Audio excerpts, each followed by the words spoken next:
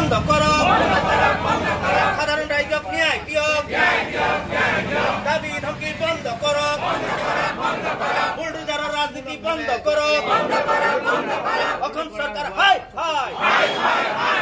অসম সরকার হাই হাই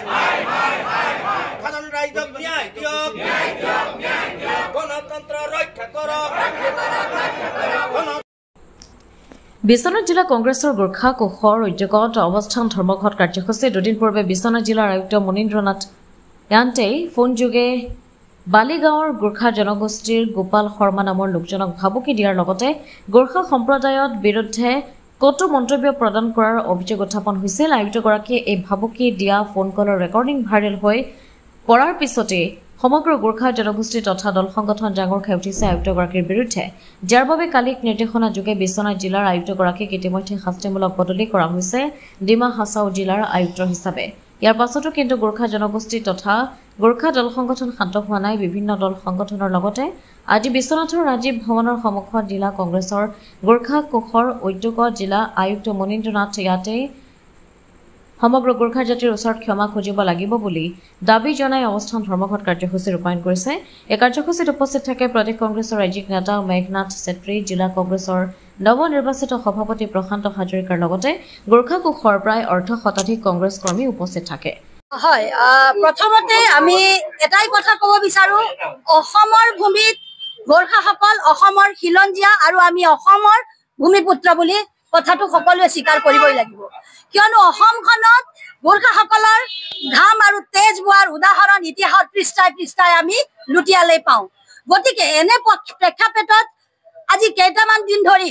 এগৰাকী জিলা উপায়ুক্ত, বিশ্বনাথ জিলাৰ পৰা এগৰাকী উপায়ুক্তই যি ধৰণৰ মন্তব্য, কটু মন্তব্য কৰা অডিঅ' ভাইৰেল হৈছে, প্ৰথমতে সেই কথাখিনিক আমি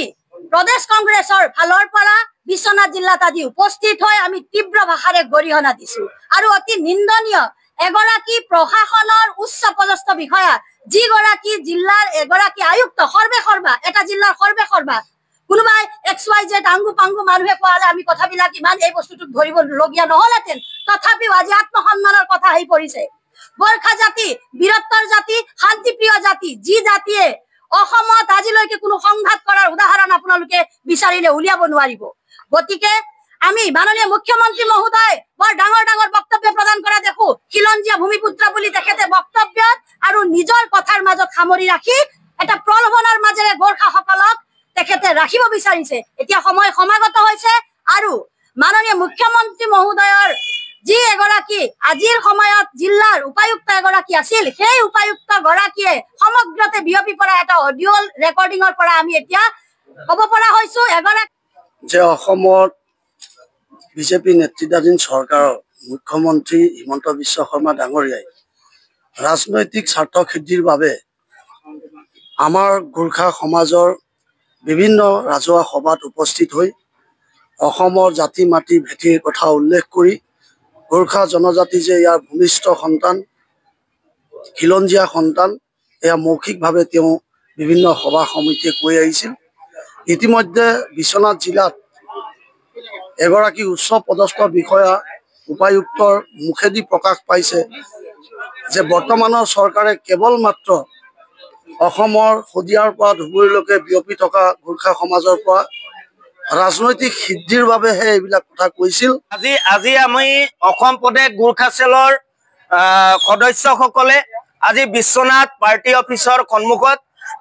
আমি অৱস্থান ধৰ্মঘটত বহিছো। পৰহি দিনা আমাৰ বিশ্বনাথ জিলাৰ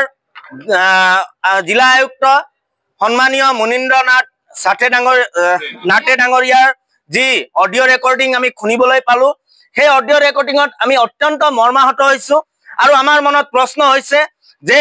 আমাৰ সন্দেহ সৃষ্টি হৈছে যে অসমৰ বিভিন্ন চুকে কোণে যেতিয়া গোৰ্খা জনগোষ্ঠীৰ গোৰ্খা সন্মিলন, সদৌ অসম গোৰ্খা ছাত্ৰ সন্থাৰ অধিৱেশন বিলাকত নিমন্ত্ৰণ কৰি মুখ্যমন্ত্ৰী মহোদয়ে নেপালী ভাষাত, গোৰ্খা ভাষাত তেখেতে ভাষণ প্ৰদান কৰে যে অসমৰ খিলঞ্জীয়া ভূমিপুত্ৰ জনগোষ্ঠী বুলি গোৰ্খাসকলক সম্বোধন কৰে। এই চৰকাৰৰ দিনত গোপাল শৰ্মা নামৰ এগৰাকী সহজ সৰল সাধাৰণ ব্যক্তিক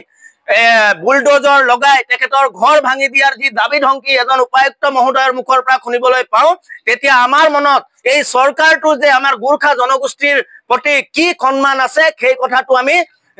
খণ্ডে এটা প্ৰকাশ কৰিবলৈ বাধ্য হৈছো যে এই চৰকাৰখন সঁচাকে গোৰ্খাসকলক মুখেৰে যি কয় হাতে কামে কিন্তু সেই কামটো নকৰে কাৰণ এই জনগোষ্ঠীটোৰ এই গোপাল শৰ্মা নামৰ ব্যক্তিগৰাকী কোৱা হ'ল যে এই গোপাল শৰ্মাক নেপাললৈ পঠাই দিয়াৰ কথা বিশ্বনাথৰ পৰা ৰমেশ চন্দ্ৰ শৰ্মাৰ ৰিপৰ্ট অমৃত নিউজ 24/7